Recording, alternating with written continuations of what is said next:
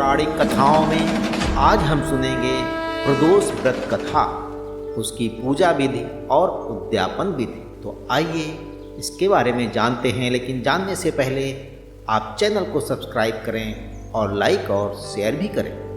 तो भक्तजन, भगवान शिव को ध्यान में रखते हुए आइए विधि पूर्वक सुनते हैं। प्रदोष व्रत भगवान शिव और पार्वती को समर्पित एक महत्वपूर्ण व्रत है, जो कि हर माह की दोनों पक्षों की त्रयोदशी तिथि को किया जाता है और प्रदोष व्रत प्रदोष काल में ही किया जाता है।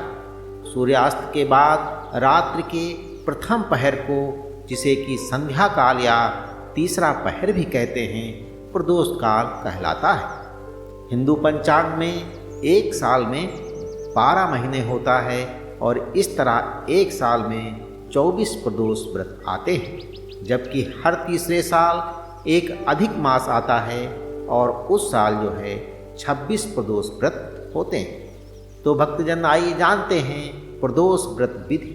प्रत्येक माह के कृष्ण और शुक्ल पक्ष की त्रयोदशी के दिन सूर्यास्त से पहले स्नान कर श्वेत वस्त्र धारण करने चाहिए और इसके बाद सायंकाल में विभिन्न पुष्पों, लाल चंदन, हवन और पंचामृत द्वारा भगवान शिव जी की पूजा करनी चाहिए और पूजा के समय एकाग्र होना चाहिए और शिव पार्वती का ध्यान करना चाहिए। मान्यता है कि एक वर्ष तक लगातार ये व्रत करने से मनुष्य के सभी पाप खत्म हो जाते हैं। प्रदोष व्रत की पूजा के लिए सूर्यास्त के समय को शुभ माना जाता है और इस समय के दौरान ही सभी पूजा पाठ किए जाते हैं। सूर्यास्त के 1 घंटे पहले भक्तों को स्नान करके पूजा के लिए तैयार हो जाना चाहिए। एक प्रारंभिक पूजा की जाती है, जिसमें भगवान शिव को देवी पार्वती, भगवान गणेश, भगवान कार्तिक और नंदी के साथ पूजा जाता है और इसके बाद एक अनुष्ठान किया जाता है, जिसमें भगवान शिव की पूजा की जाती है और एक पवित्र बर्तन या कलश में उनका आवाहन किया जाता है और इस अनुष्ठान के बाद भक्त प्रदोष व्रत कथा सुनते हैं या फिर शिव पुराण की कहानियाँ सुनते हैं। महामृत्युंजय मंत्र का 108 बार जाप भी किया जाता है। तो भक्तजन, प्रदोष व्रत करने से क्या फल मिलता है, आइए इसके बारे में भी हम लोग सुनते हैं। प्रदोष व्रत का फल वार अनुसार अलग अलग होता है। सबसे पहले सोमवार प्रदोष व्रत, ये सोमवार को आता है, इसलिए इसे सोम प्रदोष कहा जाता है और इस दिन भक्त रखने से भक्तों के अंदर सकारात्मक विचार आते हैं और वो अपने जीवन में सफलता प्राप्त करते हैं। और दूसरा है मंगल प्रदोष, यानी कि भौम प्रदोष व्रत। ये व्रत जो है मंगलवार को आता है, तभी इसे भौम प्रदोष कहा जाता है और इस व्रत को रखने से भक्तों की स्वास्थ्य संबंधी समस्याएं दूर होती हैं और उनके शारीरिक स्वास्थ्य में सुधार आता है। भौम प्रदोष व्रत जीवन में समृद्धि लाता है। और तीसरा जो है बुध प्रदोष, यानी कि सौम्यवारा प्रदोष व्रत। ये बुधवार को आता है और इस दिन पर व्रत रखने से भक्तों की इच्छाएं पूरी होती हैं और ज्ञान भी प्राप्त होता है। और चौथा जो है वो है गुरु प्रदोष व्रत। ये व्रत गुरुवार को आता है और इस उपवास को रखकर भक्त अपने सभी मौजूदा खतरों को समाप्त कर सकते हैं। और इसके अलावा गुरुवार प्रदोष व्रत रखने से पूर्वजों का आशीर्वाद मिलता है।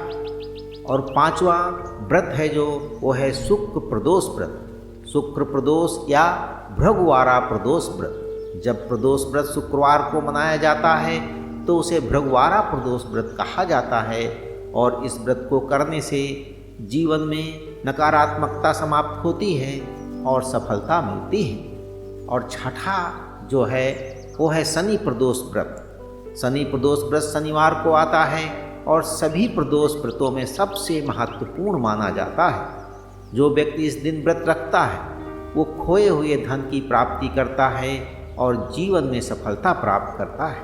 अब 7वां जो है प्रदोष व्रत है वो है रवि प्रदोष या भानुवारा प्रदोष व्रत। ये रविवार को आता है और भानुवारा प्रदोष व्रत का लाभ ये है कि भक्त इस दिन उपवास को रखकर दीर्घायु और शांति प्राप्त कर सकते हैं। तो भक्तजन, जिस दिन जो प्रदोष व्रत आता है उसका उसी प्रकार का लाभ मिलता है। अब जानते हैं इसकी कथा के बारे में। तो भक्तजन मैं बता दूं कि प्रदोष व्रत कथावार के अनुसार अलग अलग होती है। इसके लिए हम हर प्रदोष व्रत का अलग अलग जो है कथा आपको अगले वीडियो में सुनाएंगे।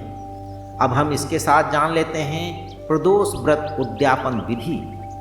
स्कंद पुराण के अनुसार व्रती को कम से कम 11 अथवा 26 त्रयोदशी व्रत के बाद उद्यापन करना चाहिए और उद्यापन के एक दिन पहले यानी कि द्वादशी तिथि को श्री गणेश भगवान का विधिवत षोडशोपचार विधि से पूजन करें तथा पूरी रात शिव पार्वती और श्री गणेश जी के भजनों के साथ जागरण करें। उद्यापन के दिन प्रातःकाल उठकर नित्य क्रम से निवृत्त हो जाएं और स्वच्छ वस्त्र धारण करें। पूजा गृह को शुद्ध कर लें और पूजा स्थल पर रंगीन वस्त्रों और रंगोली से मंडप बनाएं। मंडप में एक चौकी और पटरे पर शिव पार्वती की प्रतिमा स्थापित करें। अब शिव पार्वती की विधि विधान से पूजा करें, भोग लगाएं और उस दिन जो भी वार हो उस वार की त्रयोदशी कथा सुने अथवा सुनाएं। अब हवन के लिए 1.25 किलो आम की लकड़ी को हवन कुंड में सजाएं और साथ ही हवन के लिए गाय के दूध में खीर बनाएं और हवन कुंड का पूजन करें। दोनों हाथ जोड़कर हवन कुंड को प्रणाम करें। अब अग्नि प्रज्वलित करें। तदंतर शिव पार्वती के उद्देश्य से खीर से ओम उमा सहे शिवाय नमः मंत्र का उच्चारण करते हुए 108 बार आहुति दें और हवन पूर्ण होने के पश्चात शिव जी की आरती करें और इसके बाद बंधु बांधवों सहित प्रसाद ग्रहण करें और भोजन करें। तो पौराणिक कथाओं में आज बस इतना। अगली बार हम सुनेंगे एक नई कथा के साथ। तब तक के लिए ईश्वर की सभी शुभकामनाएं आपके साथ रहें और आप हमेशा खुश रहें।